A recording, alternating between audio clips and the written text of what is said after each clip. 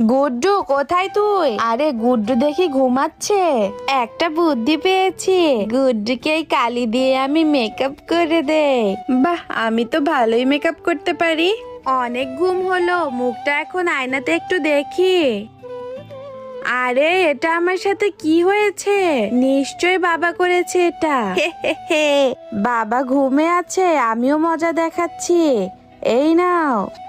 ওহ, অনেক ঘুম হয়েছে, ব্রাশটা করে নেই। ওরে বাবা রে, এটা কে? আরে গুড্ডু, তুই এইভাবে আমার সাথে প্রতিশোধ নিলি? কেমন দিলাম বন্ধুরা? অবশ্যই লাইক কমেন্ট সাবস্ক্রাইব করে জানিয়ে দিও।